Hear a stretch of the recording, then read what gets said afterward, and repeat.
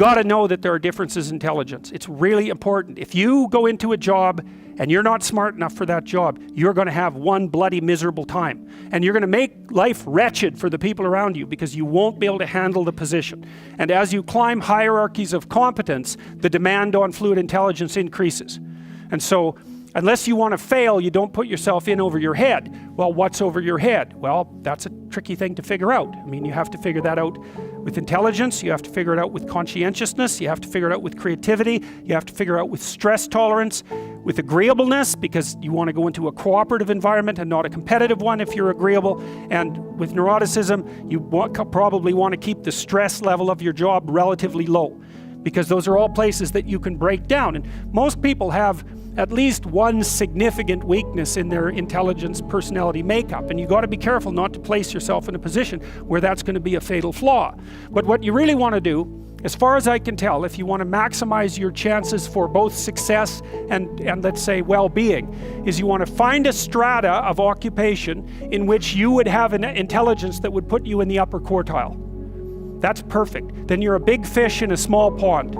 And you don't want to be the stupidest guy in the room. It's a bloody rough place to be. So, and you probably don't want to be the smartest guy in the room either, because what that probably means is you should be in a different room, right? You should look at a place where if you're right at the top, you've mastered it. It's time to go somewhere where you're a little lower so that you've got something to climb up for. So, and if you're not hyper-conscientious, for example, you're probably not going to want a job that you have to work 70 hours a week at, because you're just not wired up that way. You'd rather have some leisure, and more power to you. If that's how you're wired up, there's nothing wrong with having some leisure. But if you're someone who can't stand sitting around doing nothing ever, then maybe you can go into a job that's going to require you to work 75 hours a week. And almost all jobs that are at the top of complex dominance hierarchies require very high intelligence and insane levels of conscientiousness, as well, generally speaking, as pretty damn high levels of stress tolerance. Because that can knock you out too, because there's going to be sharp fluctuations in your career, generally speaking, at the higher levels of a structure, and you have to make very complicated decisions, often with very short time horizons. So you have to decide if that's what you want. If you're going to be an entrepreneur, you almost have the opposite profile as a soldier. You're very high in openness and you're lower in conscientiousness, or at least conscientiousness is irrelevant. And the reason for that seems to be that, if you're an orderly person and you like to follow procedures and rules, it's kind of hard for you to start a company, because when you first start a company or engage in any other creative process, because entrepreneurs turn out to be the same as artists, you kind of have to, you're not operating within a rule-governed structure. In fact, there may be many times where you have to break a small rule to move properly at a higher level of analysis. There's no algorithmic way of generating a new company, right? Obviously. And so it's people who are very high in openness who happen to be good entrepreneurs. And so this is something I thought was extraordinarily cool, because we'd also already known what predicts managerial, administrative, and academic ability. And IQ is crucial for any complex job, so we'll just leave that behind. But what predicts academic ability, for example, at the University of Toronto, is intelligence, obviously, but also conscientiousness. The correlation between creativity and grades at the U of T is zero. Right. But it's not surprising. The thing is, it's easy to be cynical about that, but one of the things you have to understand about creative people is that they continually step outside of the domain of evaluation structures. Right? Because if you're going to say you're going to evaluate the performance of 100 professors on their lecturing ability, well, you kind of have to measure what's common across all the professors in order to come up with the standards for evaluation. Well, that means you're not going to be able to use that structure to evaluate a particularly creative professor, because he or she is going to do something in a way that's so different that it won't show up on the evaluation measure.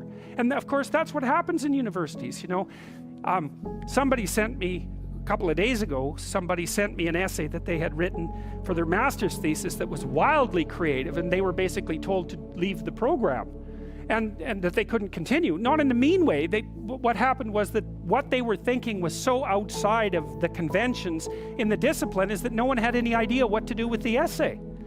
So, and that's really the lot of creative people, right? They're always stepping outside of evaluation structures. And so it's not that surprising that the relationship between creativity and grades at the U of T is 0. We found out as well by looking at graduate student performance across multiple institutions that there was a negative correlation between creativity and graduate school performance. It wasn't even 0, it was worse than negative. Being creative was negative. And you think, well, that could make you cynical as well, but you can't be cynical in that way, because one of the things that happens in science is that science tends to progress incrementally rather than in great leaps. Now and then someone comes along who blows the structure out of a science and advances it ridiculously, like Einstein, but like most people aren't Einstein, and maybe thank God for that. Most of the time you're in a discipline, you understand the discipline, and then once you've developed understanding of the discipline, you know what the next micro question is that should be answered. And part of the reason that science is so powerful is because it allows people who aren't genius level creatives to make real advances in the generation of knowledge, one tiny micro step at a time. Doesn't matter if there's 100,000 people doing it and each of them is making a micro step, man, we're zipping along as fast as we possibly want to zip along. And so it turns out to be conscientiousness that's the excellent predictor of graduate student performance. That's the best predictor for law, it's the best predictor for managerial positions, it's the best predictor for administrative positions. Anything that has a structure of rules that needs to be applied, conscientiousness is a great predictor. So, but it's not good for predicting artistic ability or entrepreneurial ability, and that's also really important, because one of the things, this is partly why bureaucracies stultify, right? Because what happens is as they develop, they get chock full of conscientious people, with a few psychopaths thrown in there just for good measure. They get chock full of conscientious people busily zooming efficiently down a single track, and then all of a sudden the landscape shifts and they're going very, very efficiently in exactly the wrong direction, and then the whole bloody thing falls apart. So you need to have some creative wingnuts in your organization to come up with completely absurd ideas that might just on the off chance be true.